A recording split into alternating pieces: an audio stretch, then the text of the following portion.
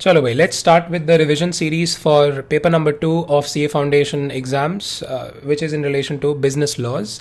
Business laws में सबसे पहला एक्ट जो हम करने वाले हैं वो है Indian contract act. Indian contract act की शुरुआत होती है concept of what is a contract. So what is the meaning of a contract, हमने इसमें पढ़ाई करी हुई है पहले, हमने समझा हुआ है that the contract is equal to agreement that is enforceable by law. तो एक अगर इंग्रेडिएंट आप अग्रीमेंट उठा लेते हैं और दूसरा इंग्रेडिएंट है enforceability by law, then you say that something an agreement that is enforceable by law is called a contract.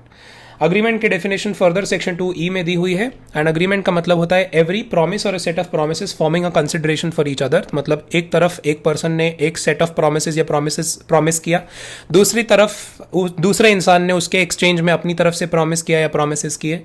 तो देन प्रॉमिस और set of promises in exchange for each other are going to give rise to an agreement. Agreement में जो important aspect है वो है promise. Promise की definition further section 2 clause B में दी हुई है।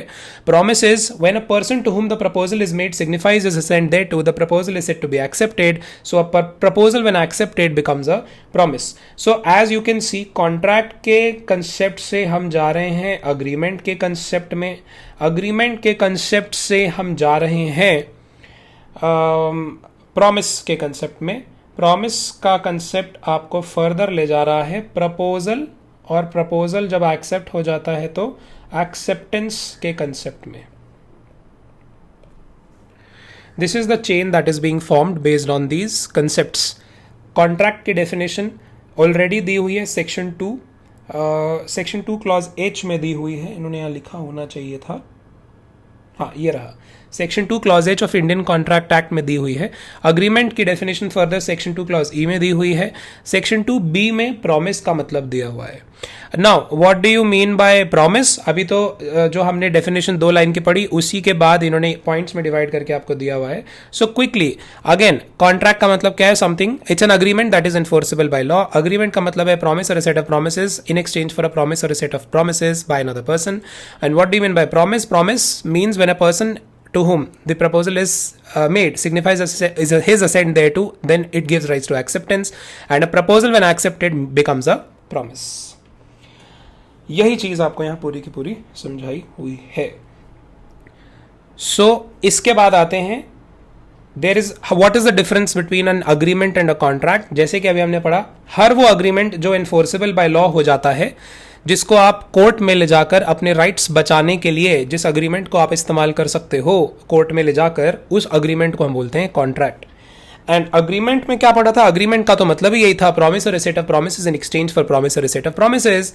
एंड तो ये कंसेप्चुअल डिफरेंस हो गया दोनों में। दूसरी बात, अग्रीमेंट का स्कोप ये कहता है कि अग्रीमेंट का स्कोप वाइडर है, बिकॉज इसमें लीगल चीजें भी आ रही हैं। लीगल अग्रीमेंट यानी कि एक्चुअल कॉन्ट्रैक्ट भी आ रहा है, and simply a social agreement भी आ रहा है, जिसमें सिर्फ अग्रीमेंट वाली कंडीशन पूरी हो रही हो और एनफोर्सिबिलिटी बाय लॉ वाली कंडीशन पूरी ना हो रही हो।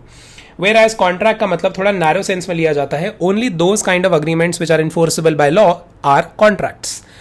आगे legal obligation, agreements may not always create legal obligation, an agreement does not always grant rights also to the parties, whereas contract के अंडर में legal obligation arise होती है, and a contract always grants certain rights to every party. All agreements are not contracts and all contracts are always going to be agreements. ठीक है, next हम आते हैं topic पे which is called essentials of a valid contract. Essentials of a valid contract के लिए कुछ होते हैं बहुत ही बेसिक एसेंशियल्स जो सेक्शन में तो नहीं दिए हुए हैं, but they are based on the concept of contract itself. So ये right hand side of the page पे आपको देखेंगे, एंड कुछ ऐसे इंग्रेडिएंट्स दिए हुए हैं, ऐसे essentials of a valid contract दिए हुए हैं जो आपको section number 10 of Indian contract act में ही लिखे हुए हैं। ये इस तरफ लिखे हैं। So as you can see, what are these very basic essentials of a valid contract? जो सेक्शन 10 के अलावा वाले essentials हैं वो राइट हैंड साइड में आप देखो, two parties, intention to create legal relationship, fulfilment of legal formality, certainty of meaning and possibility of performance. And वो वाले इंग्रेडिएंट्स जो section 10 of Indian contract act में दिए हैं, they are the fact that there should be an agreement, the fact that there should be free consent, competency of the parties, lawful consideration, legal object, and the fact that the agreement should not be a kind of agreement which is already declared as void under any of these sections, section 24 से लेके 30 and as well as section number 56। उनमें अगर void agreement की list में कोई agreement नहीं है तो valid contract कहलाएगा। सो बेसिक इंग्रेडिएंट्स में से सबसे पहला इंग्रेडिएंट उठा लेते हैं, टू पार्टीज। इसमें वी ऑलरेडी नो एक कॉन्ट्रैक्ट बनाने के लिए क्या चाहिए, बेयर मिनिमम एसेंशियल क्या होना चाहिए कि एटलीस्ट दो पार्टीज तो हों. मतलब मिस्टर ए के ही साथ कॉन्ट्रैक्ट नहीं कर सकते, दिस इज नॉट अलाउड. मतलब ए अपने ही साथ अपना ही कोई सामान अपने आप को ही नहीं बेच सकता, ऐसे नहीं हो सकता. ये चीज और किस केस से और साबित हुई थी? This case was state of Gujarat versus Ramanlal S and company. This was a sales tax case in which there was a partnership firm, and on the dissolution of the partnership the assets of the firm were divided among the partners. लेकिन sales tax officer ने बोला कि हम इसको cell मानेंगे और इस पर टैक्स लगाएंगे. लेकिन what did the partners plead? The partners pleaded कि वो जो असेट्स बिकी असेट्स जो वापस आई हैं पार्टनर्स के पास पार्टनरशिप फर्म डिसॉल्व हो जाने के बाद, वो उन्हीं की थी.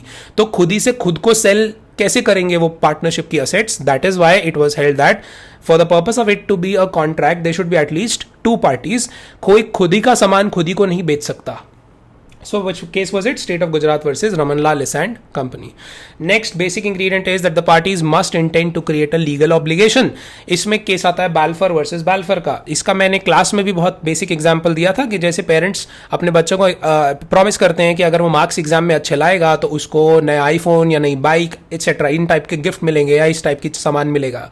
तो मान लो वो मार्क्स ले आता है लेकिन पेरेंट्स उसको नहीं दिला कर देते हैं वो सामान, तो फिर क्या वो अपने पेरेंट्स के खिलाफ केस कर सकता है क्या कोर्ट में? The answer is no, because that was purely a social obligation or a social agreement. It didn't give rise to a actual contract because there was no concept of enforceability by law. तो बाल्फर versus बाल्फर में भी क्या समझाया था? There was a case of husband and wife in this case, and the husband went abroad, and before going abroad he promised his wife कि वो अपनी wife के लिए कुछ कुछ अमाउंट भिजवाता रहेगा मनी का for her day to day expense. But he did not send any money and his wife sued him. And was the wife able to recover any money from her husband? The answer is no, because they only had a social agreement. They did not intend to create any kind of legal obligation. This was the case of Balfour versus बाल्फर.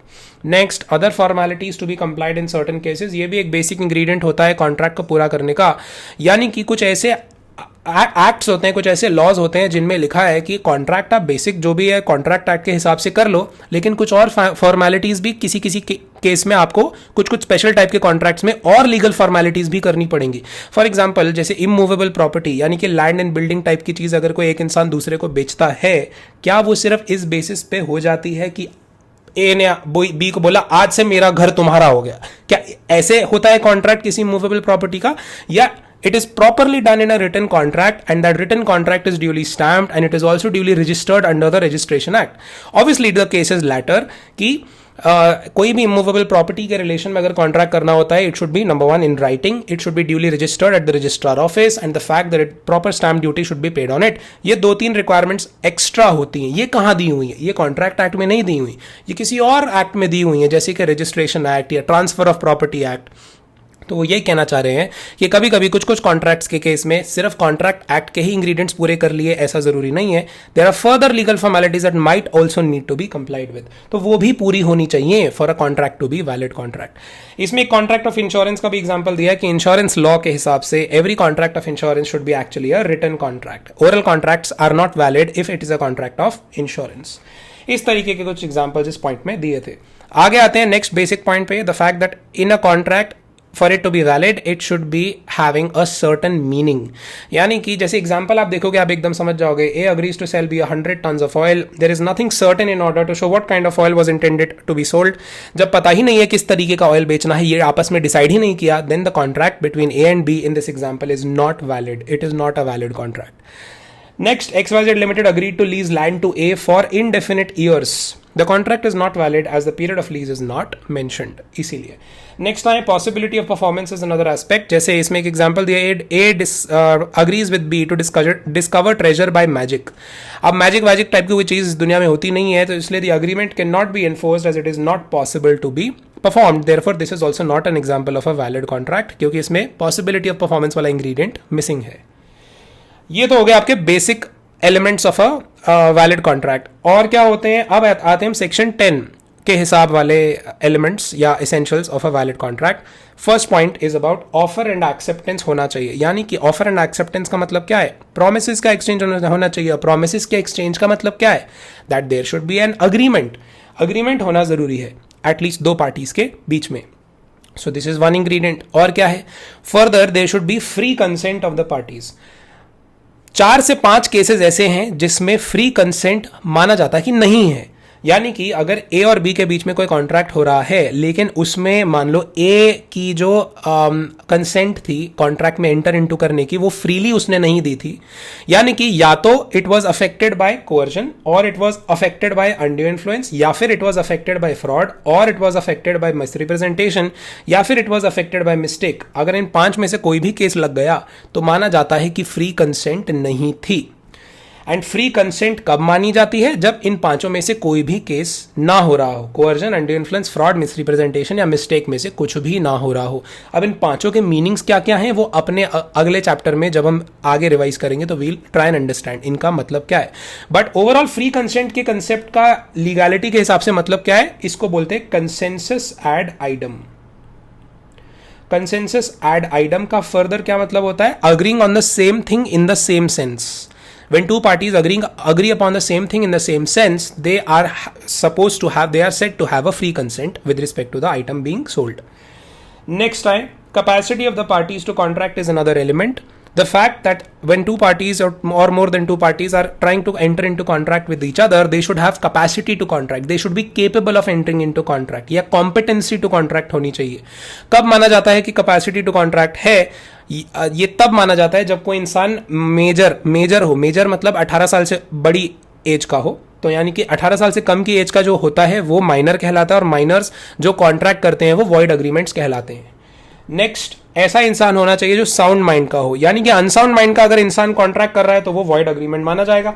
And तीसरी चीज, ऐसा इंसान contract में valid contract नहीं कर सकता जो खुद ही डिस्क्वालिफाइड बाय लॉ है। So the person should not be disqualified by law.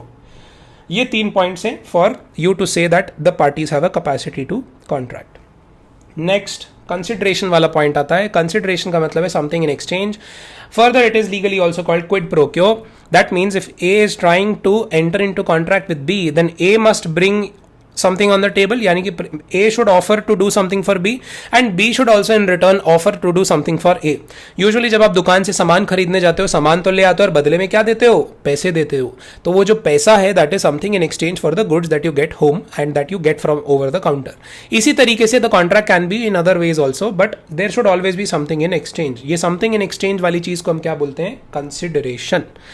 Next, consideration and object of the contract both should be lawful. इसका मतलब क्या है? मतलब इलीगल चीजें करने के लिए कॉन्ट्रैक्ट कभी भी वैलिड कॉन्ट्रैक्ट नहीं हो सकता। जैसे कि इसमें एक एग्जांपल यहां पर दिया है, A agrees to sell his house to B against 100 kg of cocaine drugs. बदले में क्या ले रहा है? वो अपने घर के कोकेन ले रहा है, ड्रग्स ले रहा है, और ड्रग्स में डील करना तो वैसे भी इलीगल है नार्कोटिक्स लॉ के खिलाफ। So such agreement is illegal as the consideration itself is unlawful. ऊपर एक और एग्जांपल दिया है, A promises to drop prosecution. Prosecution मतलब criminal case instituted against B for robbery and B promises to restore the value of things taken. मतलब पहले ए ने B के खिलाफ कोई क्रिमिनल केस किया, यानी कि रॉबरी का केस किया, इसने अलेज किया पुलिस स्टेशन जाकर कि बी ने चोरी करी है मेरे घर। बाद में ए और बी के आपस में क्या सुलह हो गई कि बी कह रहा है मैं तेरा सामान दे दूंगा, तू मेरे खिलाफ केस वापस ले ले। लेकिन as per criminal law India में ये सब नहीं अलाउड होता है for certain types of offences.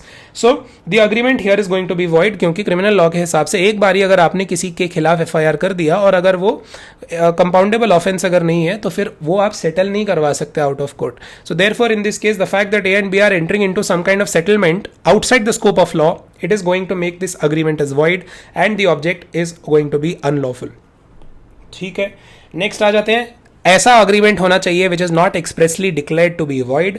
The agreement entered into, क्या बोल रहा है, must not be which the law declares to be either illegal और वॉइड। और वॉइड अग्रीमेंट की लिस्ट पूरी की पूरी दी हुई है 24 से लेकर 30 जो आपका सेक्शन है इंडियन कॉन्ट्रैक्ट एक्ट का, ये भी आगे आएगा अगले चैप्टर्स में। वो लिस्ट ऑफ कॉन्ट्रैक्ट्स दी हुई है जो वॉइड कॉन्ट्रैक्ट वॉइड अग्रीमेंट्स होते हैं, तो वो पूरी लिस्ट हम पढ़ लेंगे। साथ में सेक्शन 56 भी है, वहां पर भी वॉइड अग्रीमेंट्स दिया हुआ है। ऊपर आपको सेक्शन में ये लिखा भी था, ये सेक्शन नंबर्स दिए हुए थे। आगे आ जाते हैं। Next concept is about types of contract. Types of contract 3 तरीके से आप सोच सकते हो, 3 तरीके से या 3 कैटेगरीज के हिसाब से आप कॉन्ट्रैक्ट को बाइफरकेट कर सकते हो। पहला, वैलिडिटी या एनफोर्सेबिलिटी के बेसिस पे। एक होता है वैलिड कॉन्ट्रैक्ट। वैलिड कॉन्ट्रैक्ट क्या, जो ऊपर हमने सबसे बेसिक एसेंशियल्स किए of a valid contract plus section 10 वाले एसेंशियल्स किए ऑफ अ वैलिड कॉन्ट्रैक्ट, वो सब जब पूरे होते हैं, एक भी उनमें से फेल नहीं होता, then we call it a valid contract. दूसरा, वॉइड कॉन्ट्रैक्ट नाम का एक दूसरा टाइप का कॉन्ट्रैक्ट होता है। इसका मतलब क्या है, मतलब ऊपर जो एसेंशियल्स बोले मैंने उनमें से कुछ कुछ अगर इंग्रेडिएंट्स पूरे नहीं हुए तो आपका कॉन्ट्रैक्ट क्या हो सकता है, void contract. And void contract का इफेक्ट क्या पड़ता है कॉन्ट्रैक्ट पे, that the contract becomes unenforceable, यानी कि if a contract is not valid and if it is a void contract, then if on the basis of that void contract some person is aggrieved and he goes to the court and asks for some relief, court उसको क्या बोलेगा कि तुम्हारा contract तो valid ही नहीं था, void था, तो तुम हमारे पास मत आओ, तो कोर्ट उसके लिए फिर कुछ नहीं कर सकता। इसका मतलब होता है क्या, that the contract is unenforceable. Next, voidable contract भी एक वैरायटी होती है कॉन्ट्रैक्ट की। मैंने आपको अभी ऊपर बताया था फ्री कंसेंट। फ्री कंसेंट कब नहीं होता, अगर 5 चीजों में से कुछ भी हो रहा है तो फ्री कंसेंट नहीं कहलाई जाती। वो क्या 5 चीजें थी, coercion, under influence, fraud, misrepresentation and mistake. इसमें से मिस्टेक अगर आप हटा दो तो coercion, under influence, fraud and misrepresentation, ये 4 में से अगर कुछ भी हो रहा है तो फ्री कंसेंट नहीं होगी। एंड साथ में दूसरी पार्टी जो जिसके साथ कुछ बुरा हुआ, जिसकी कंसेंट फ्रीली नहीं ऑब्टेन करी गई थी, उसको लॉ, इंडियन कॉन्ट्रैक्ट एक्ट ये हक देता है कि वो कॉन्ट्रैक्ट को with in a reasonable time cancel करवा सकता है, यानी कि रिसेंड करवा सकता है। लेकिन अगर उसको लग रहा है कि इतना भी कुछ ज्यादा बुरा नहीं हुआ, then he can also continue with the contract, that same contract, and then that same contract will be deemed to be like a valid contract. तो वॉइडेबल कॉन्ट्रैक्ट का मतलब है a contract that gives a right to an aggrieved party to either rescind the contract or let it remain as a valid contract within a reasonable time. उसको choice करनी होती है। Next आता है illegal agreement. Illegal agreement का मतलब यह होता है ऐसा अग्रीमेंट जो किसी इलीगल काम को करने के लिए एंटर इनटू किया गया है, किसी लॉ को तोड़कर आप कोई कॉन्ट्रैक्ट कर रहे हो, उसको बोलते हैं इलीगल अग्रीमेंट। लास्टली, ऐसे कॉन्ट्रैक्ट्स जो थोड़े बहुत लीगल फॉर्मेलिटीज में कच्चे हो जाएं, यानी कि कोई ऊपर नीचे लीगल फॉर्मेलिटी हो जाए, जैसे मान लो स्टैम्प ड्यूटी ठीक से पे नहीं करी, ड्राफ्टिंग अच्छे से नहीं करी, रिटर्न कॉन्ट्रैक्ट होना चाहिए था, रिटर्न में नहीं किया, ओरली ही कर लिया। इस तरीके के कॉन्ट्रैक्ट्स को एक कैटेगरी अलग से बनाई हुई है। मतलब ओवरऑल और कोई बहुत बड़ा गंभीर दिक्कत नहीं है कॉन्ट्रैक्ट में, छोटा मोटा लीगल फॉर्मेलिटी रह गया, उसको बोलते हैं अनएनफोर्सेबल कॉन्ट्रैक्ट।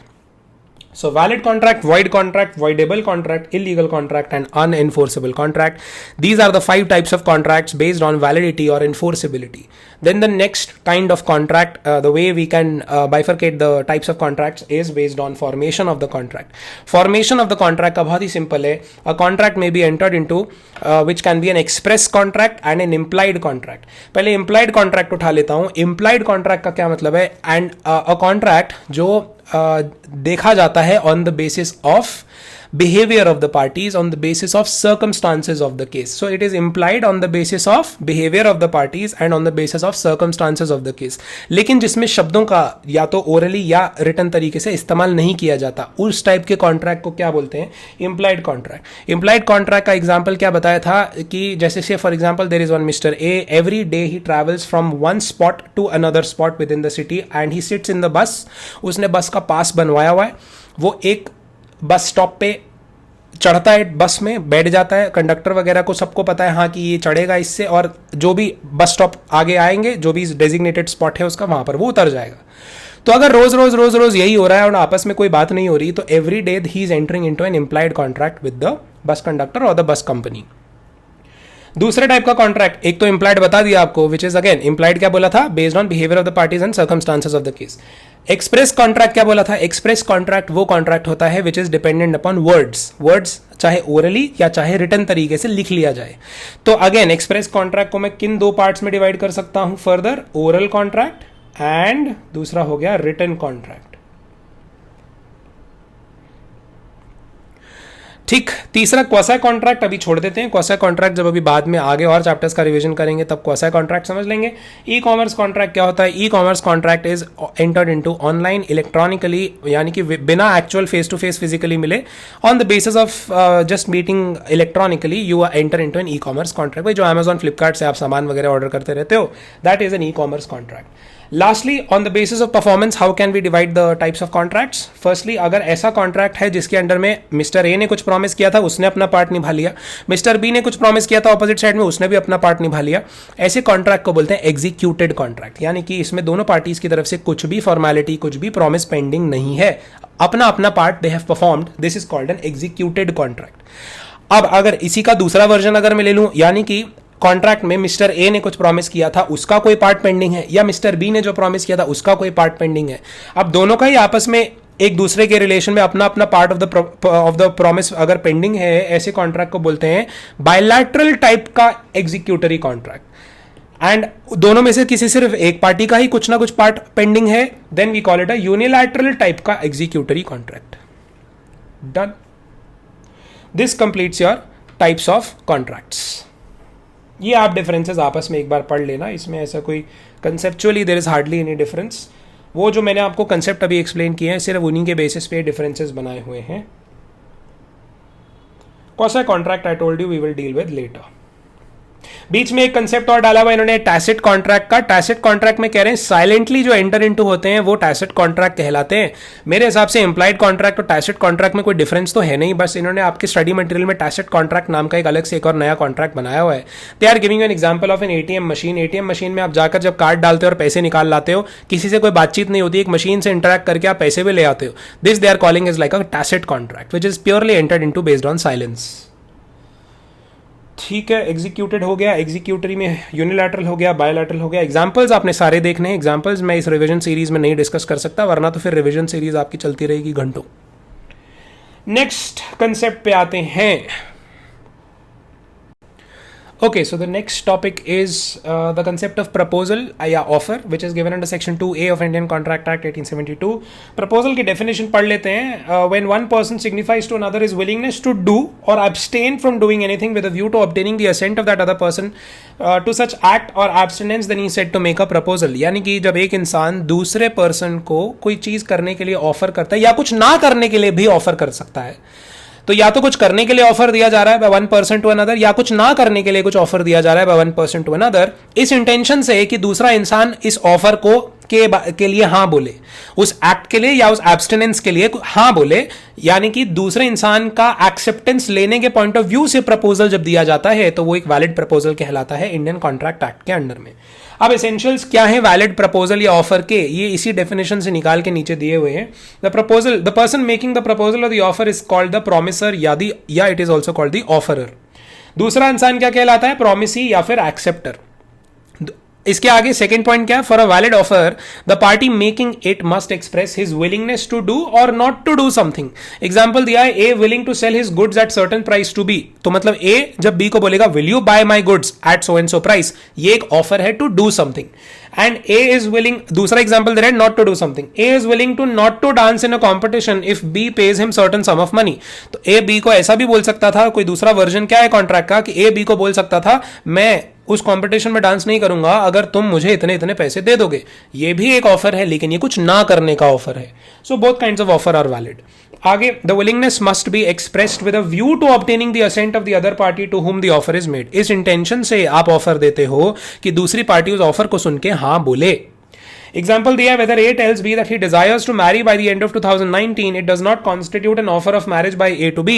यानी कि जब तक A B को ये नहीं बोलेगा will you marry me, तब तक वो वैलिड ऑफर नहीं कहलाएगा। सिर्फ ये बोल देना कि हाँ I want to get married does not show that A wants to get married to B and rather that A is asking B only to marry him। तो इसीलिए जब तक वो एक्सप्रेस इस तरीके से नहीं किया जाता जिससे कि दूसरा पर्सन हाँ बोले, तब तक वो एक वैलिड ऑफर नहीं कहलाता। Therefore, to constitute a valid offer of expression of willingness must be made to obtain assent of the other. Thus, if in the above example A further adds, will you marry me, it will constitute a valid offer. Next, an offer can be positive as well as negative. अभी तो बोला to do something यानी कि positive act, and not to do something यानी कि abstinence. This is a negative act. Nonetheless, both these acts have the same effect in the eyes of law. A offers to sell his car to B for 3 lakhs is an act of doing. So in this case, A is making an offer to B. When A asks B after his car meets with an accident with B's scooter not to go to court and he will pay the repair charges to B for the damage to B's scooter, it is an act of not doing something or abstaining from doing something.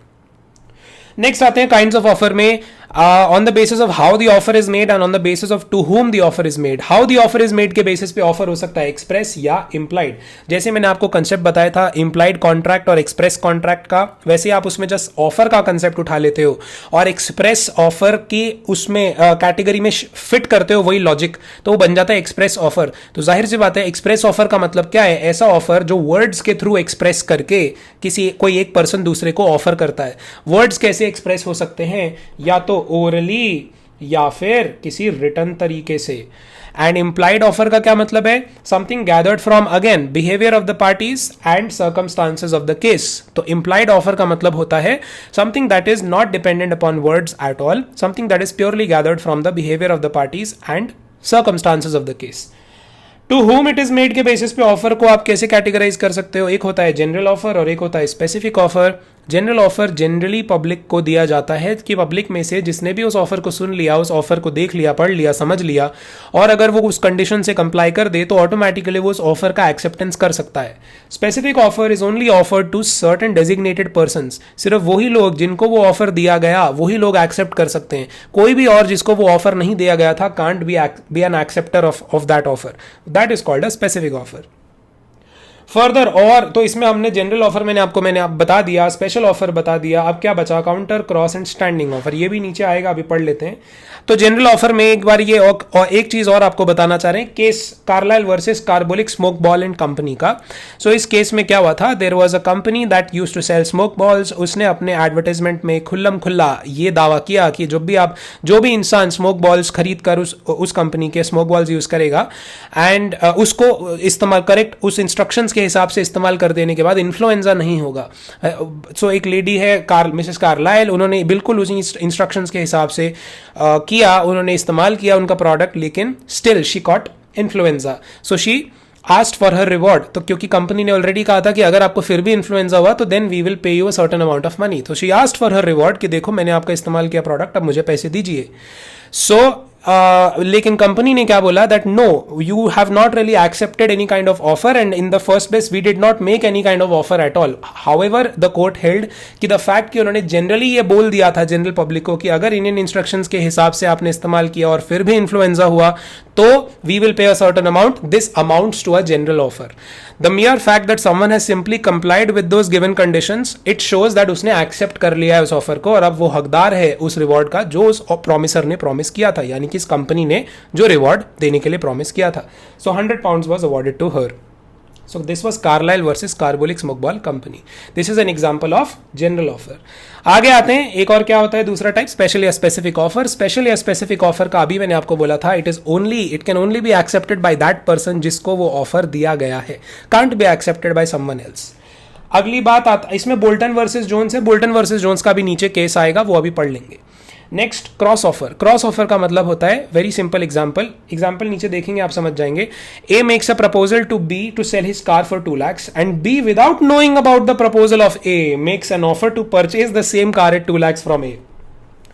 सो इसमें even दो actually दोनों same चीज के बारे में बात कर रहे हैं और अमाउंट भी सिमिलर बोल रहे हैं, फिर भी जो बी ने ए को बोला ना वो एक एक्चुअल एक्सेप्टेंस, वैलिड एक्सेप्टेंस के फॉर्म में नहीं मानी जाएगी, बिकॉज बी को प्रपोजल की नॉलेज ही नहीं थी इनिशियली। बी ने तो ए से वो प्रपोजल आए बिना अपने ही हिसाब से पहले ही बोल दिया था that I will buy your car for 2 lakhs। He was not even aware that yes A also wanted to offer to be his car for rupees 2 lakhs. So this amounts to a cross offer. Cross offer में the person who is giving a cross offer is not aware of the fact कि पहले से एक offer उसके पास आया ही हुआ है उसी पर्सन से। So the two persons make an offer to each other. It cannot be treated as mutual acceptance. There is no binding contract in such a case. Next concept आ जाता है काउंटर ऑफर। काउंटर ऑफर का simply मतलब है where one person is making an offer to the other person, कि दूसरा person उसको accept करे, जैसा का जैसा वो ऑफर आया बिल्कुल वैसे ही एक्सेप्ट करे, लेकिन दूसरा पर्सन उस ऑफर में थोड़े बहुत चेंजेस कर देता है। तो अगर माइनर से माइनर चेंज भी वो कर दे ओरिजिनल ऑफर में और बोले कि नहीं मुझे ये मंजूर नहीं है, मैं तो ऐसे करूंगा acceptance, then it will not really be acceptance, it will become a counter offer. So when the offeree offers to qualified acceptance of the offer subject to modifications and variations, he is said to have made a counter offer. Like A offers to sell his plot to B for 10 lakhs, B agrees to buy the same plot, लेकिन वो क्या बोल रहा है, मैं तो 8 लाख में खरीदूंगा। It amounts to a counter offer. It will result in termination of the offer of A, and if later on B agrees to buy the plot for 10 lakhs, then A may refuse, because then बाद में फिर B actually में पहली बारी offer दे रहा होगा। जब आगे अगर उसका दिमाग चेंज हो गया और उसको लग रहा है नहीं नहीं चलो 10 lakhs ही ठीक था, तो अब जब B बोलेगा कि हाँ हाँ मैं अग्री कर रहा हूं 10 लाख में खरीदने को, तो ए बोलेगा 1 मिनट, मेरा पहला जो ऑफर था 10 लाख का वो तुम्हारे 8 लाख से मेल खाकर कैंसल आउट हो गया था, तो अब जो तुम मुझे 10 लाख बोल रहे हो अब तुम्हारा ऑफर है, and now ball is in A's court, now A can either accept it और रिजेक्ट इट। नेक्स्ट, स्टैंडिंग और कंटिन्यूइंग और ओपन ऑफर क्या होता है? It is an offer which is open for a certain period of time, ऐसे offer को बोलते हैं स्टैंडिंग या कंटिन्यूइंग या ओपन ऑफर।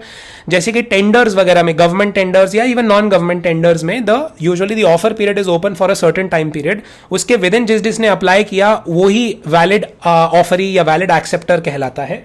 ऐसे ऑफर्स को हम बोलते हैं स्टैंडिंग, कंटिन्यूइंग या open offer, which is only open for a certain period of time. आगे वैलिड ऑफर को और ये एसेंशियल्स और फर्दर डिस्कस कर रहे हैं, that it must be capable of creating legal relations. तो only those offers are valid जिनका फाइनल आउटकम क्या निकल के आए, कोई ना कोई लीगली बाइंडिंग ऑब्लिगेशन निकल के आए, सिर्फ ऐसे ही ऑफर्स बोल रहे हैं वैलिड होते हैं। आगे, it must be certain, definite and not vague. बिल्कुल भी जो भी ऑफर हो रहा है, if A is making an offer to B, that offer should clearly contain strictly क्या चीजें वो ऑफर कर रहा है, कितनी क्वांटिटी में, कितने प्राइस पे, कितने समय के लिए, जनरली कर रहा है, स्पेशली कर रहा है, सो ऑन। तो ये सब चीजें गिवन होनी चाहिए। Next, the offer must be communicated to the offeree. इसमें एक केस आता है लालमन शुक्ला वर्सेस गौरी दत्त का। इसमें क्या हुआ था, गौरी दत्त ने अपने एक सर्वेंट एल यानी कि लालमन को भेजा था अपने एक मिसिंग नेफ्यू को ढूंढने। जब लालमन निकल गया नेफ्यू को ढूंढने, उसके बाद गौरी दत्त ने कोई रिवॉर्ड अनाउंस किया कि जो भी ढूंढ कर लाएगा मेरे नेफ्यू को उसको मैं रिवॉर्ड दूंगा। तो एक्चुअल में लेकिन नेफ्यू को ढूंढ के कौन ही लाया, लालमन ही लाया। लेकिन जब लालमन निकल गया था ना ढूंढने, तब वो रिवॉर्ड का अनाउंसमेंट हुआ था, यानी कि वो जो ऑफर था रिवॉर्ड वाला वो लालमन तक के कानों तक तो पहुंचा ही नहीं। Lalman was never aware of such kind of a reward, but बाद में बाकियों ने उसको बोला कि अरे ऐसा ऐसा रिवॉर्ड है, जाओ जाके क्लेम करो। तो जब वो बाद में क्लेम करने गया, what was held that he can't be a valid acceptor, क्योंकि उसको ऑफर कम्युनिकेट किया ही नहीं गया था। So someone to whom an offer is never communicated can't ever be an acceptor. Okay, so for an offer to be valid, it must be first communicated to the offeree. Then next, it must be made with a view to obtaining the assent of the other party. सिर्फ कोई facts बोल देने से वो offer नहीं कहलाता, एक proper question होना चाहिए या प्रॉपर पूछना होता है दूसरी पार्टी से कि will you buy my what ever, जो भी प्रोडक्ट आप बेच रहे हो, for so and so price, वो होता है ऑफर। सिर्फ कोई चीज बोल देना, हाँ I am a seller of so and so product, ऐसा बोल देने से आप ऑफर नहीं दे रहे हो दूसरे को। Next, it may be conditional. Offer conditional हो सकता है इन द सेंस कि ऑफर में ही लिखा हो सकता है कि जो भी एक्सेप्टर होगा वो किस तरीके से उसको एक्सेप्ट करे। सो दी ऑफरी को बोल सकते हैं कि आप मेरा ऑफर एक्सेप्ट कीजिए। मतलब मान लो कोई सामान बेच रहा है तो offerer can tell the other person कि आप ऐसा ऐसा मेरा सामान खरीदो इतने प्राइस पे, लेकिन पेमेंट मुझे सिर्फ कैश में ही देना, या पेमेंट मुझे सिर्फ बैंक में यूपीआई से ही देना। इस तरीके के कंडीशंस इंपोज कर सकता है ऑफरर, एंड ऑफरी को वो एक्सेप्ट करने के लिए वो कंडीशन से कंप्लाई करना पड़ेगा। Next, the offer should not contain a term the non compliance of which would amount to acceptance. बहुत ही सिंपल एग्जांपल है इसका। A proposes B to purchase his Android mobile of 55,000 and if no reply by him in a week it would be assumed that B had accepted the proposal. ये गलत है। यानी कि अगर कोई एक इंसान दूसरे को कोई ऑफर कर रहा है और साथ में अपने ऑफर के एक ऐसी लाइन भी बोल रहा है दूसरे को कि अगर मैंने तुमसे कुछ नहीं सुना, अगर तुमने मुझे रिप्लाई नहीं किया तो मैं मान लूंगा कि तुम बाउंड हो, तुमने ऑफर एक्सेप्ट कर लिया, ऐसी कोई लाइन वैलिड या बाइंडिंग नहीं हो सकती दूसरी पार्टी पे। कि आप खुद ही से बोल रहे हो दूसरे के ऊपर कोई ना कुछ इंपोज कर रहे हो और दूसरा अगर नहीं टाइम है उसके पास कुछ रिप्लाई करने का बोल रहे हो तो हमने मान लिया कि तुमने हाँ बोल दिए, ऐसा नहीं चलेगा। So this will not result in a valid offer. Next, the offer may be either a specific offer or a general offer. I think we are already aware of this concept. आगे express हो सकता है, implied हो सकता है, again we are aware of this concept. Next, offer को ये compare कर रहे हैं दूसरे concept से। तो एक concept होता है invitation to offer नाम का। तो invitation to offer अगर है present किसी केस में तो it is counted as a stage that comes before the stage of offer itself. जैसे कि जो किसी शोरूम में अगर कपड़े लगे हैं या किसी शोरूम में कोई सामान, बुक्स वगैरह का शोरूम है या बुक्स वगैरह का स्टोर है, बुक्स लगी हैं या स्टेशनरी आइटम्स लगे हैं, whatever you are trying to, shoes लगे हैं, शूज उठा के आप परचेज कर रहे हो। So whenever the goods are lined up at a store and they are there for your eyes, it is like an invitation to offer to you to come and see them, and if you like them you pick them up, take it to the cash counter and then you ask the person behind the cash counter कि मुझे ये खरीदना है। तो ये जो आप बोलते हो मुझे ये खरीदना है, आप कितने में बेचोगे, ये हुआ ऑफर। यानी कि सामान जो लगा हुआ है एज इट इज आपकी आंखों के लिए, वो है इन्विटेशन टू ऑफर वाली स्टेज। आपने सामान को उठाया, चूज किया, दुकानदार के पास लेकर गए, वो है ऑफर की stage. Now it is on the shopkeeper to whether to accept your offer और टू रिजेक्ट योर ऑफर, वो होती है फिर एक्सेप्टेंस। तो invitation to offer wherever it is, ऐसा तो है नहीं कि हर केस में इन्विटेशन टू ऑफर की स्टेज होगी। It is only in those cases जहां पर इन्विटेशन टू ऑफर की स्टेज हो, जिसमें जैसे मैंने अभी आपको एग्जांपल दिया कि गुड्स लगे हुए हैं और आपने उठाया और चूज किया एंड ऑल। सो जहां जिस केस में इन्विटेशन टू ऑफर की स्टेज होती है, it is a stage, one stage prior to the stage of offer. Okay, so this is the difference between invitation to offer and offer. इस case पर ही based है इस concept पर ही हार्वी वर्सेस फेसी का केस बेस्ड है। So there was this property called Bumper Hall Pen. Bumper Hall Pen जो भी पर्सन का है, इसमें एक सर्टेन पर्सन ओन्ड इट। उस पर्सन के पास एक टेलीग्राम आया प्लेंटिफ से, और प्लेंटिफ ने इसमें डिफेंडेंट से ये पूछा, two questions were asked in the telegram, will you sell us Bumper Hall Pen and telegraph the lowest cash price. तो एक इंसान दूसरे इंसान की प्रॉपर्टी खरीदना चाह रहा है, और पुराने ज़माने के हिसाब से उसने टेलीग्राफ करके ये पूछा कि will you sell us this property, पहला सवाल। और दूसरा सवाल बोला कि आप हमें बताइए कि इसका लोएस्ट कैश प्राइस कितने में बेचने के लिए आप ये रेडी हैं।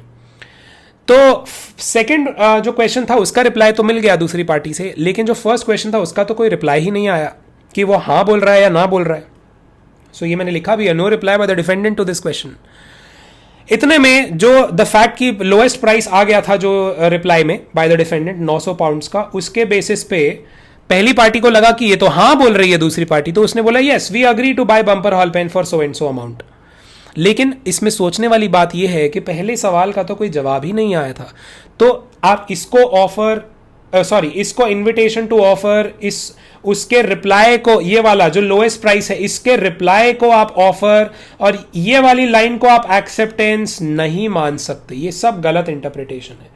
मैं क्या कह रहा हूं इसमें, मैं बोल रहा हूं कि द फैक्ट दैट उसने पहले सवाल पूछा will you sell us Bumper Hall Pen, इसको आप इन्विटेशन टू ऑफर, फिर दूसरा lowest price for Bumper Hall Pen is 900 pounds, इसको आप offer, and lastly we agree to buy Bumper Hall Pen at 900 pounds को एक्सेप्टेंस नहीं मान सकते इधर, क्योंकि फर्स्ट क्वेश्चन का रिप्लाई आया ही नहीं था। Therefore overall offer and acceptance की चेन इस पूरे कॉन्ट्रैक्ट में कंप्लीट ही नहीं हुई। क्योंकि ऑफर और एक्सेप्टेंस की चेन कंप्लीट ही नहीं हुई, there was no valid contract between the two parties. ज्यादा से ज्यादा आप इतना कह सकते हो कि ये जो बोला था lowest cash price for Bumper Hall Pen is 900 pounds, this you can say is like an invitation to offer, जिसके बेसिस पे we agree to buy Bumper Hall Pen can be treated as an offer. And lastly acceptance अब defendant को देनी चाहिए थी, but उसने कुछ उसके बाद तो कुछ बोला नहीं। So that is why this was not a valid contract based on the concept of invitation to offer. आगे ऑफर को और भी कंसेप्ट से कंपेयर किया हुआ है। ऊपर एक स्टेटमेंट ऑफ इंटेंशन या अनाउंसमेंट लिखा था, ये ऐसे ही दिया हुआ है, इतना कुछ इंपॉर्टेंट नहीं है। आगे statement of price is not an offer, ये भी क्लियर ही है हार्वी वर्सेस फेसी से। अच्छा, एक ऑक्शन का एग्जांपल दिया है हैरिस वर्सेस निकरसन में। एक ऑक्शन होनी थी किन्हीं गुड्स की, और उसके बारे में एक एडवर्टाइजमेंट लगा था। एडवर्टाइजमेंट में क्या लगा था कि ये चीज़ें इस ऑक्शन में सेल करी जाएंगी। अब किसी इंसान ने ट्रैवल करके दूसरी जगह जहाँ पर भी वो ऑक्शन था वहाँ पहुँचा, जब वहाँ पहुँचा तो वहाँ पर वो ऑक्शन ही कैंसिल्ड था, तो उसने सू कर दिया उन पार्टीज़ को कि तुमने पहले प्रॉमिस किया और तुमने फिर वो ऑक्शन ही नहीं रखा। बट इट वॉज हेल्ड कि वो तो सिर्फ एक एड लगी थी, एड के बेसिस पे आप बाइंडिंग कॉन्ट्रैक्ट में थोड़ी ना एंटर इनटू कर सकते हो। तो इसीलिए द फैक्ट दैट सिंपली किसी ऑक्शन का एड छपा था और उस एड को किसी इंसान ने बहुत सीरियसली ले लिया, और जब वहां पहुंचा उसको वो ऑक्शन मिला ही नहीं, तो वो उस बेसिस पर क्लेम नहीं कर सकता कि मुझे तो वो सामान चाहिए, because it was purely an advertisement. It was purely like an invitation कि आइए आप देखिए, अगर वो सामान में से कुछ पसंद आता है तो खरीदिए। So again they are comparing, like जैसे इन्विटेशन टू ऑफर का कंसेप्ट बताया, वैसे एक एडवर्टाइजमेंट का कंसेप्ट भी यहाँ पर डिस्कस वो कर रहे हैं आपसे। ऐसे ही आगे बोल रहे हैं रेड हेरिंग प्रॉस्पेक्टस जो कंपनी इशू करती है, वो भी सिर्फ पब्लिक को अपने शेयर्स ऑफर करने का, सब्सक्रिप्शन करने का, और एक तरीके से इन्विटेशन ही होता है। कोई ऑफर तो होता नहीं है जो दूसरी पार्टी एक्सेप्ट कर ले। और क्या बोल रहे हैं इस आगे केस में, बाकी वही है, शोरूम वाला एग्जांपल आपको दिया है। Offer versus invitation to offer में पूरा वही फैक्ट आपको बताया है, वही केस है। और कुछ एग्जांपल्स दिए हैं इन्विटेशन टू ऑफर के कि ये चीज़ें भी इन्विटेशन टू ऑफर ही कहलाती हैं। कंसेप्ट आपको वैसे मैंने शोरूम वाला बताया, वही आप उसी पे स्टिक कीजिए। Offer versus invitation to offer you can read later on. So this completes your invitation to offer versus offer का concept. Next is that of acceptance. Okay, concept of acceptance now. Acceptance का मतलब section 2 clause B of Indian Contract Act में दिया है. Acceptance का मतलब है when a person to whom the proposal is made signifies his assent thereto, proposal is said to be accepted. The proposal when accepted becomes a promise. और इसी तरीके से प्रॉमिस के बेसिस पे अग्रीमेंट होता है, अग्रीमेंट के बेसिस पे कॉन्ट्रैक्ट होता है. ये हमने अभी फर्स्ट कंसेप्ट जो पढ़ा था कॉन्ट्रैक्ट का वहाँ पर भी पढ़ लिया था कि कैसे कॉन्ट्रैक्ट हमें लेके गया अग्रीमेंट के कंसेप्ट में, अग्रीमेंट लेके गया था प्रोमिसेस के कंसेप्ट में, और प्रोमिस लेकर गया था ऑफर एंड एक्सेप्टेंस के कंसेप्ट में. तो वही एक्सेप्टेंस आपने अभी फिर से पढ़ लिया. तो एक्सेप्टेंस की इसी डेफिनेशन को they are analysing based on 3-4 points. When a person to whom proposal is made, for example, if A offers to sell his car to B for rupees 2 lakhs, here the proposal is made to B. The person to whom the proposal is made, yani ki B in the above example, and if B signifies his consent to that proposal, then we say that B has signified his consent on the proposal made by A. Then तीसरा, when B has signified his consent on that proposal, we can say that proposal has been accepted, and lastly, an accepted proposal becomes a promise. इसके बाद इन्होंने William एंसन की एक theory दी है, train of gun powder theory. And ये theory के हिसाब से, विच मैंने नीचे एक लाइन भी लिखी है कि ये थ्योरी इंग्लिश लॉ में ही लगती है, इंडियन लॉ में नहीं लग पाती है. As per this theory, whenever an acceptance is given by an offeree, उस जैसे ही वो एक्सेप्टेंस देता है वो अपने एक्सेप्टेंस से खुद ही बाउंड हो जाता है और उसके बाद अपनी एक्सेप्टेंस को वापस नहीं ले सकता.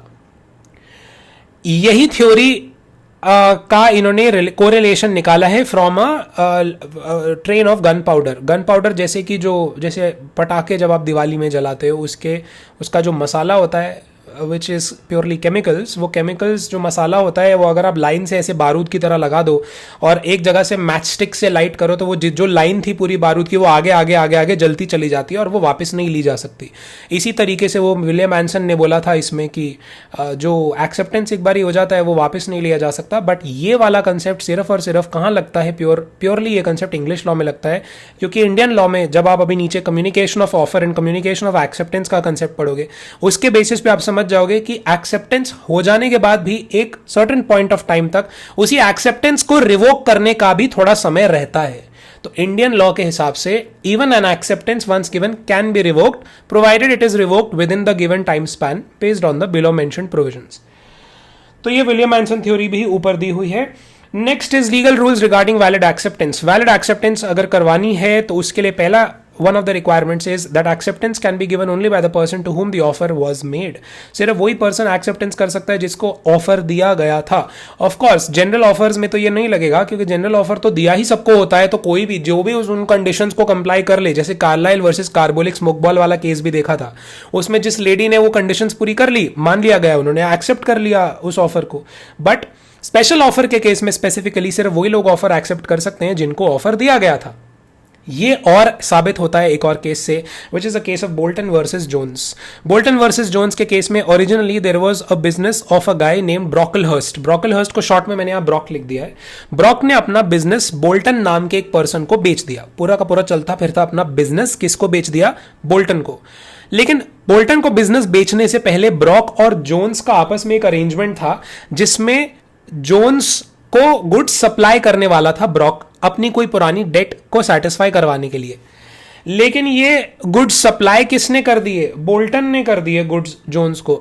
जबकि ये गुड्स सप्लाई कौन करने वाला था? अपनी पुरानी डेट चुकाने के लिए ब्रॉक को करना चाहिए था सप्लाई. बट क्योंकि ब्रॉक ने वो बिजनेस बोल्टन को बेच दिया था, बोल्टन को लगा मैं ही सप्लाई कर देता हूं. लेकिन the fact that Bolton supplied these goods, इससे काम खराब हो गया. इससे काम क्या खराब हो गया? क्योंकि ब्रॉक तो इसीलिए गुड सप्लाई करना चाहता था कि जोन्स को जो ब्रॉक पहले पैसे वो करता था उसके सेटिस्फैक्शन में कोई गुड्स ही सप्लाई कर दे ब्रॉक अपना पुराना डेट सेटिस्फाई करने के लिए. तो इसलिए काम खराब हो गया in the sense that the goods when supplied by Bolton, Jones did not really want to make any payment, क्योंकि जोन्स का ओरिजिनल इंटेंशन ही ब्रॉक से वो डेट सेटल करवाने का था गुड्स के अगेंस्ट, पैसे देने का नहीं था. So here Bolton was a person जिसके रिलेशन में कोई ऑफर कुछ था ही नहीं, तो एक्सेप्टेंस ये इसको करनी ही नहीं चाहिए थी, क्योंकि ऑफर, ओरिजिनल ऑफर बोल्टन के लिए था ही नहीं, ओरिजिनल ऑफर ब्रॉक के लिए था. So that is why the offer was never made to Bolton. Therefore, there was no contract between Bolton and Jones. Done. Accept. Next ingredient of a valid contract is valid acceptance is that acceptance must be absolute and unqualified. अभी हमने ऊपर पढ़ा था कि जो भी acceptance absolutely and unqualifiedly नहीं दी जाती वो क्या बन जाती है, वो फिर counter offer बन जाती है. So whenever automatically there is any change done to the offer by the offeree, it amounts to a counter offer. It does not amount to a valid acceptance. ये केस इसमें दिया है छोटा सा, ये आप देख लेना, मंथली इंस्टॉलमेंट्स वाला बेसिक सा केस है, ये देख लेना. Next is that acceptance must be communicated. जब एक्सेप्टेंस कम्युनिकेट कर दी जाए तो ही वो वैलिडली बाइंड करती है दोनों पार्टीज को. ब्रॉकडेन वर्सेस मेट्रोपॉलिटन रेलवे कंपनी के केस में यही हुआ था. इसमें जो भी ऑफर आया था वो रेलवे ऑफिसर ने क्या किया था, अपने ही ड्रॉर में अप्रूवल का जो लेटर था अपने ड्रॉर में डाल के वो भूल गया और उसने ओरिजिनल ऑफरर को उस एक्सेप्टेंस के बारे में बताया ही नहीं. So there was no valid acceptance, and since there was no valid acceptance, there was no valid contract in this case also, क्योंकि original acceptance का communication offerer तक पहुंचा ही नहीं. Next, acceptance must be in the prescribed mode. इस point का मतलब ये है that when ever an offer has already prescribed कि उसके रिप्लाई आप किसी एक सर्टेन तरीके से ही दीजिए या एक्सेप्टेंस किसी सर्टेन मोड ऑफ एक्सेप्टेंस से ही कीजिए. जैसे कितनी बार ये दिया होता है किसी ऑफर में ऑलरेडी कि आप इस ईमेल आईडी पे ही रिप्लाई कीजिए या इस व्हाट्सएप नंबर पे व्हाट्सएप टेक्स्ट ही कीजिए या कॉल करके ही ऑफर को एक्सेप्ट कीजिए. तो आपको उन्हीं मोड से एक्सेप्टेंस करनी चाहिए, किसी और मोड से आप करेंगे तो वो एक्सेप्टेंस नहीं कहलाएगी. लेकिन इसमें कैच पॉइंट ये है कि अगर एक्सेप्टर ने किसी दूसरे मोड से एक्सेप्टेंस दे दी लेकिन प्रपोजर ने अगर उसको ठीक एक्सेप्टेंस के मोड से एक्सेप्टेंस भेजने के लिए याद नहीं दिलाया अगर एक्सेप्टर को, तो वो जिस मोड से एक्सेप्टेंस भेजी थी एक्सेप्टर ने वो ही वैलिड एक्सेप्टेंस मान ली जाएगी. So here it is mentioned where the mode of acceptance is prescribed in the proposal, it must be accepted in that manner. But if the proposer does not insist on the proposal being accepted in the manner prescribed even after it has been accepted otherwise, that is not in the prescribed manner, then the proposer is presumed to have consented to the acceptance. Next, time is also an important factor with respect to acceptance. So only with in reasonable time अगर किसी offeree ने acceptance अपनी express करी है तभी वो valid acceptance कहलाती है. वो सर्टेन रीजनेबल टाइम को क्रॉस कर देने के बाद अगर एक्सेप्टेंस एक्सप्रेस करी जा रही है then it is not really a valid acceptance. एक और पॉइंट आता है important, that mere silence does not amount to acceptance. इसका मतलब एक केस से निकल के आता है फेल्टहाउस वर्सेस बाइंडले. फेल्टहाउस वर्सेस बाइंडले में अंकल एक नेफ्यू के अंकल ने उस नेफ्यू के हॉर्स को खरीदने के लिए अंकल ने पहले एक इंटीमेशन भेज दी थी कि मैं ये हॉर्स खरीदना चाहता हूं and if I hear no more about it I shall consider that the horse is mine at 30 pounds. The nephew did not reply to F at all. अपने अंकल को उसने रिप्लाई तो नहीं दिया लेकिन उस नेफ्यू ने अपने ऑक्शनियर को ये जरूर बोल दिया था कि इस हॉर्स को आप नॉर्मल लॉट में नहीं बेचना क्योंकि ये मैं ऑलरेडी अपने अंकल को बेचूंगा ये वाला हॉर्स. लेकिन उस ऑक्शनियर ने गलती से वो किसी थर्ड पार्टी को वो बेच दिया वो हॉर्स. अब एफ ने अंकल ने उसको सू कर दिया for that horse, held that F could not succeed in sewing his Neiphiu because उसके नेफ्यू ने कभी भी अपनी एक्सेप्टेंस को कम्युनिकेट करके ऑफिशियली उस कॉन्ट्रैक्ट को वैलिड कॉन्ट्रैक्ट नहीं बनाया था. सिंपली बिकॉज उसने एक इंटेंशन जाया की थी, अपने ऑक्शनियर को बोला था लेकिन अपने अंकल को तो नहीं बताया था ना कि हाँ मैं आपका ऑफर एक्सेप्ट कर रहा हूं. सो सिंपली बिकॉज उसके खुद के ऑफर में अंकल के खुद के ऑफर में ही ये बात लिखी थी that if I hear no more about it I shall consider the horse mine, इससे कोई वैलिड एक्सेप्टेंस नहीं हो जाती. सो अगर साइलेंट रहा है एक्सेप्टर एंड उसने अपने ऑफरर को वो बात एक्सप्रेस ही नहीं करी, so mere silence can never amount to acceptance. लेकिन एक एक्सेप्शन है कि mere silence can amount to acceptance in some cases जहां पर any previous conduct has indicated that the silence is an evidence of acceptance. अगर किसी previous instance में आपकी साइलेंस ही एज एन एक्सेप्टेंस गैदर करी जाए then that silence can lead to an acceptance. इसमें एक केस नीचे मैगजीन वाला दिया है, ये आप पढ़ लेना, इंपॉर्टेंट अच्छा केस है एक्सेप्शन के हिसाब से. So you can read this magazine case. Lastly, acceptance by conduct या इंप्लाइड एक्सेप्टेंस. इंप्लाइड एक्सेप्टेंस किस केस में अराइज होगी, जहां पर हाव भाव से सर्कमस्टांसेस ऑफ द केस से एक्सेप्टेंस जज कर लिया जाए और जिसमें वर्ड्स का इस्तेमाल ना हो उसको हम बोलेंगे इंप्लाइड एक्सेप्टेंस या acceptance by conduct. Last topic of this chapter, which is communication. Communication of offer and acceptance. Communication of offer का completion कब होता है और communication of acceptance का completion कब होता है, section 4 में दिया है. So communication of offer का completion कब माना जाता है based on section number 4. Communication of offer is complete when it comes to the knowledge of the person to whom it is made. Example आप देखेंगे where A makes a proposal to B by post to sell his house for 5 lakhs, and if the letter containing the offer is posted on 10th March, and if the letter reaches B on 12th March, the offer is said to have been communicated on 12th March when B received the letter. Thus it can be summed up that when a proposal is made by post, its communication will be complete when the letter containing the proposal reaches the person to whom it is made. Mere receiving of the letter also is not sufficient. He must receive or read the message contained in the letter. He receives the letter on 12th March, but he reads it on 15th March, तो फिर 15 मार्च हम मानेंगे as the date on which the offer is communicated. So this completes communication of offer का concept. So again, communication of offer is complete when it comes to the knowledge of the person to whom the offer is made. Next concept आता है, when do you say that communication of acceptance is complete? Again, based on section number 4, communication of acceptance can be complete either as against the proposer or as against the acceptor. So as against the proposer, we say that the communication of acceptance is complete when it is put in the course of transmission to him so as to be out of the power of the acceptor to withdraw the same. यानी कि again, communication of acceptance by the offeree is complete as against the proposer when that communication of acceptance is put in course of transmission to the proposer so as to be out of the power of the acceptor to withdraw the same. And communication of the acceptance is complete as against the acceptor when it comes to the knowledge of the proposer. तो ये as against the proposer and as against the acceptor, ये दो words का मतलब क्या है? As against the proposer का मतलब है that now the proposer is bound by the offeree's acceptance, and as against acceptor का क्या मतलब है that the offeree जिसको वो ऑफर ओरिजिनल ऑफर दिया था, that person is bound by his own acceptance, अपनी ही acceptance से वो बाउंड हो गया. For instance, if B accepts A's proposal, ऊपर वाला example continued है that if B accepts A's proposal and sends his acceptance by post on 14th, the communication of acceptance as against A is complete on 14th. That is when the letter is posted. As against B, acceptance will be complete when the letter reaches A. So here A, the proposer, will be bound by B's acceptance if the letter of acceptance is delayed in post or lost in transit. The golden rule is the proposer becomes bound by the contract the moment the acceptor has posted the letter of acceptance. But it is necessary that the letter is correctly addressed, adequately stamped, duly posted. In such a case, the event of loss of letter in transit, wrong delivery, non-delivery will not affect the validity of the contract. So this is a very important line. आगे कह रहा है, however, from the viewpoint of the acceptor, he will be bound by his acceptance only when the letter of acceptance has finally reached the promiser. So, it is crucial in this case that the letter reaches the proposer. If there is no delivery of the letter, the acceptance could not be treated as having been completed from the viewpoint of the proposer, but not from the viewpoint of the acceptor. So, of course, this will give rise to an awkward situation of only one party to the contract being treated as bound by the contract, though no one would be sure as to where the letter of acceptance had gone. अब next concept आता है special conditions का. Special conditions का मतलब है ऐसी कुछ terms and conditions जो usually rail tickets, air tickets type की चीज़ों में या फिर किसी और रिसीट में, dry cleaning receipt, warehouse receipt वगैरह में कुछ कंडीशंस लिखी होती हैं. तो क्या जो भी वो उस सर्विस को सब्सक्राइब करता है या उस चीज़ को लेता है, क्या वो उस टिकट में जो टर्म्स एंड कंडीशंस इंपोज्ड होते हैं उससे बाउंड होता है वो कस्टमर? कह रहे हैं कि हाँ, अगर वो कंडीशंस ड्यूली अच्छे से लिखी हैं या ध्यान आकर्षित किया जा रहा है आपका उन कंडीशंस की तरफ उस टिकट में, एंड अगर वो कंडीशंस रीजनेबल हैं, तो yes, the customer will be bound by such conditions.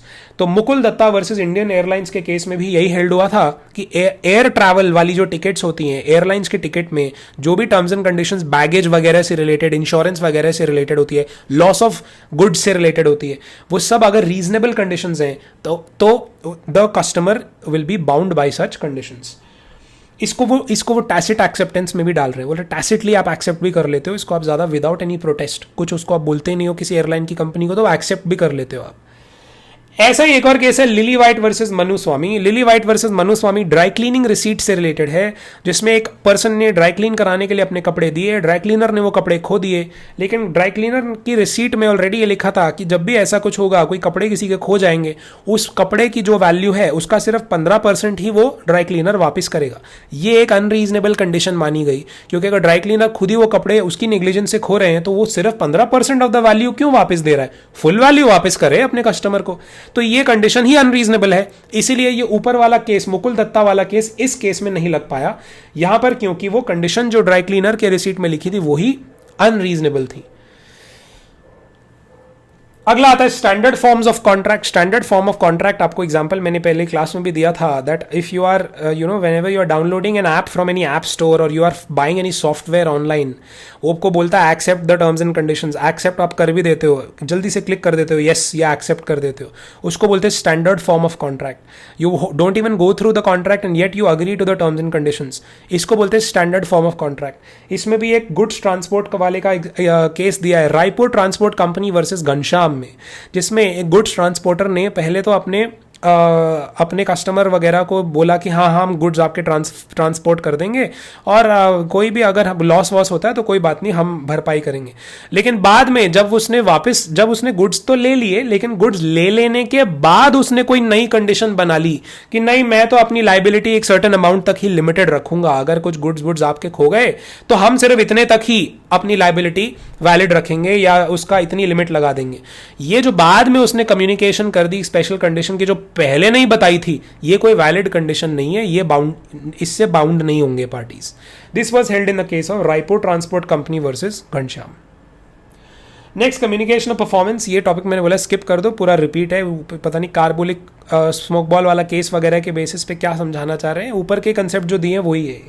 Next आते हैं कम्युनिकेशन ऑफ रेवोकेशन. तो वापस से अभी तक हमने कम्युनिकेशन ऑफ ऑफर कर लिया, कम्युनिकेशन ऑफ एक्सेप्टेंस कर लिया. Communication of acceptance is also complete as against in two ways, as against the acceptor, as against the proposer. And अब आता है communication of revocation. Communication of revocation can be either of the proposal or of the acceptance. Revocation मतलब revoke कर रहा है, तो या तो proposer जिसने original offer दिया था वो अपने original offer को revoke कर सकता है, या जिसने original acceptance दी थी offeree वो अपने original acceptance को revoke कर सकता है. तो revocation तो proposer से भी आ सकती है और acceptor से भी आ सकती है. तो communication of revocation of either the proposal or the acceptance is complete as against the person who makes it when it is put in the course of transmission to the person to whom it is made so as to be out of the power of the person who makes it. And the communication of revocation is complete as against the person to whom it is made when it comes to his knowledge. अब इस पूरे rule में आप proposal के angle से fit करके सोचिए and acceptance के एंगल से फिट करके सोचिए, तो आपका रूल दोनों केसेस में इक्वली सिमिलरली एप्लीकेबल हो जाता है. नेक्स्ट वो कह रहे हैं कि आगे इस एग्जाम्पल को अगर आप देखोगे 59 को, X offered to sell 50 bales of cotton at a certain price and promised to keep it open for acceptance by Y till 6 PM of that day. Before that time X sold them to Z. Y के acceptance आने से पहले ही Z को बेच दिया, तो automatically this implies कि X ने जो Y को ऑफर दिया था वो तो रिवोक कर दिया. तो क्या इज इट ओके, क्या ये चल जाएगा? The answer is yes. Y आगे कह रहा है Y accepted before 6 PM but after the revocation by X. क्या इन्होंने बोला कि देखो भाई Y ने जो एक्सेप्टेंस अपनी दी है उसने उस पीरियड के बाद एक्सेप्टेंस दी जब X ने Z को ऑलरेडी सामान बेच दिया था. एंड X ने जो Z को सामान बेचा है ना, X ने जो Z को सामान बेचा वो इंप्लाई करता है कि ओरिजिनल ऑफर जो उसने Y को दिया था वो रिवोक कर दिया. तो और Y ने अपना एक्सेप्टेंस कब दिया? उस रेवोकेशन के बाद. तब तक तो ऑफर वैलिड ही नहीं था, ऑफर तो पहले ही गिर गया था Y के लिए. So the fact that Y accepted it, but he accepted it after the fact that it got already revoked, after the revocation itself. So in this case it was held the offer was already revoked for Y. In terms of section 5 of the act, a proposal can be revoked at any time before the communication of its acceptance is complete as against the proposer, and an acceptance may be revoked at any time before the communication of acceptance is complete as against the acceptor. Another example, A proposes by a letter sent by post to sell his house to B. B accepts the proposal by a letter sent by post. A may revoke his proposal at any time before or at the moment when B posts his letter of acceptance. उससे पहले तक A अपना offer revoke कर सकता है, but not afterwards. Whereas B may revoke his acceptance at any time before or at that moment when the letter communicating the acceptance reaches A, but not afterwards. So in English law, the moment a person expresses his acceptance, वो अब William एंसन वाला वापस से मैं connect करता हूँ कि English law के हिसाब से अगर एक बार ये एक्सेप्टेंस ऑफर की चली गई, that moment the contract is concluded and in such a case acceptance becomes irrevocable, चाहे ओरली किया हो चाहे बाय पोस्ट. लेकिन इंडियन लॉ के हिसाब से the position is different as regards the contract through post. As acceptance in English law cannot be revoked, so the once the letter of acceptance is properly posted, it is concluded. Whereas in Indian law, the acceptor can revoke his acceptance any time before the letter of acceptance reaches the offerer. If the revocation telegram arrives before or at the same time with the letter of acceptance, the revocation is absolute. Contract over telephone, very simple. Telephone के ऊपर जो contract कर रहे होते हो तो instant communication होता है, हाँ या ना तो फोन पे ही पता लग जाती है. हाँ, लेकिन अगर फोन की लाइन डिस्टर्बेंस थी, फोन बीच में कट गया, तो फिर वापस से एक्चुअल कंफर्मेशन फिर से लेना जरूरी है. आगे, रेवोकेशन ऑफ ऑफर किन किन तरीकों से हो जाता है. अगर ऑफरर ने ऑफर किया था तो वो ऑफर ऑटोमेटिकली खत्म मान लिया जाएगा. कब? जब खुद ही ऑफरर अपने ही ऑफर को रिवोक करने के लिए एक नोटिस ऑफ रेवोकेशन भिजवा दे. ओके, या फिर by lapse of time. Lapse of time का मतलब है विद इन रीजनेबल टाइम. अगर एक्सेप्टेंस ही नहीं आई तो रीजनेबल टाइम गुजर जाने के बाद ऑफर ही खत्म मान लिया जाता है. या फिर bye non fulfilment of condition precedent. अगर ए ने बी को ऑफर दिया था लेकिन बोला था कि पहले ये कंडीशन पूरी होगी फिर वो ऑफर वैलिड माना जाएगा, लेकिन वो कंडीशन ही पूरी नहीं हुई, तो वो ऑफर भी क्या मान लिया जाएगा? रिवोक्ड. बाय डेथ और इंसैनिटी. अगर ऑफरर की ही डेथ हो गई, ऑफरर ही इंसेन हो गया, तो एक्सेप्टर क्या ऑफर का एक्सेप्टेंस देगा? तो this will also lead to cancellation और revocation of the offer. Counter offer से भी ऑफर खत्म हो जाता है. Non acceptance of the offer according to prescribed या यूजुअल मोड से भी ओरिजिनल ऑफर खत्म हो जाता है. एंड लास्टली, सब्सिक्वेंट इलीगैलिटी से भी ओरिजिनल ऑफर खत्म हो जाता है, कि बाद में जो आप कॉन्ट्रैक्ट करने के लिए ऑफर दिया था, बाद में टर्न्स आउट कि वो ऑफर जिस बारे में था वो चीज ही इलीगल हो गई करना, तो फिर वो ऑफर ऑटोमेटिकली रिवोक्ड मान लिया जाएगा. ठीक है, this finishes revision lecture number 1 with respect to first unit of Indian contract act.